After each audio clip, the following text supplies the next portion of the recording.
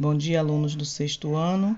Hoje vocês terão aula de ciências, leitura das páginas 72 a 77, atividade na página 79. Qualquer dúvida que vocês tenham sobre o assunto, vocês podem perguntar no grupo e a Pro irá responder, ok? Então vamos lá, a nossa aula de hoje. Os seres vivos e a teoria celular. O objetivo dessa aula é diferenciar células procarióticas e eucarióticas, diferenciar célula animal de vegetal, entender a estrutura básica das células e compreender a teoria celular. Todo ser vivo tem o corpo formado por células. As células são as menores unidades estruturais e funcionais dos seres vivos. A multiplicação das células está associada ao crescimento e à regeneração de vários organismos. Por sua vez, por meio do metabolismo celular, que o corpo obtém energia para que sejam realizados processos essenciais à vida, como nutrição, respiração, reprodução, entre outros. Os seres vivos não apresentam o mesmo número de células. Alguns são formados por apenas uma célula, como por exemplo as bactérias, e outros são formados por muitas células, como os animais e as plantas que conhecemos. A célula é a unidade básica que constitui o ser vivo. Isso significa que ela é a menor unidade capaz de realizar os processos de metabolismo essenciais à vida.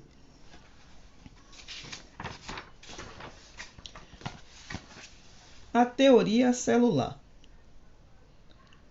Quase 2 séculos depois, em 1839, pesquisadores passaram a defender a ideia de que todos os seres vivos são formados por célula, a unidade básica dos organismos.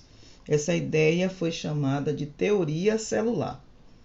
A teoria da célula, como unidade básica da vida, fortaleceu-se em 1858, quando um médico alemão constatou que toda célula surge de uma outra célula já existente.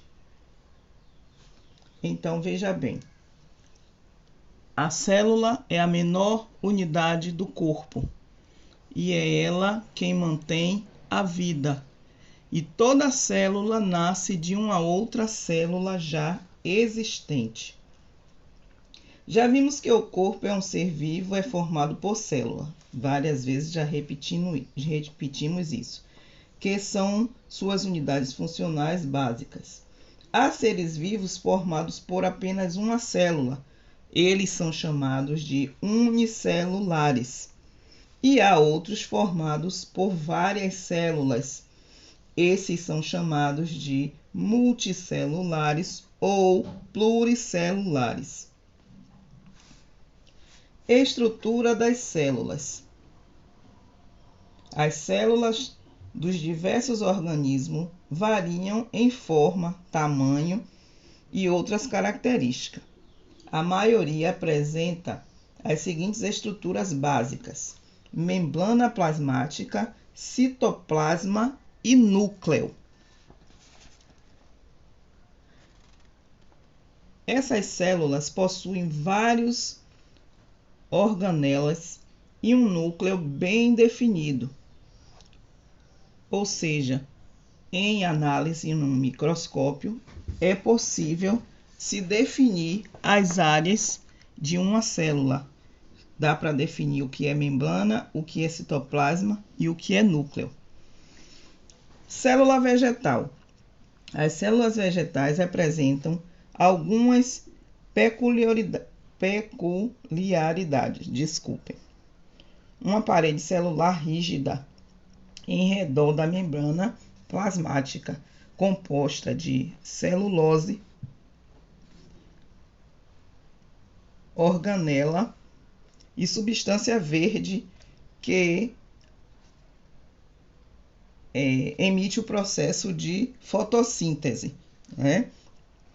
Célula com material genético disperso no citoplasma.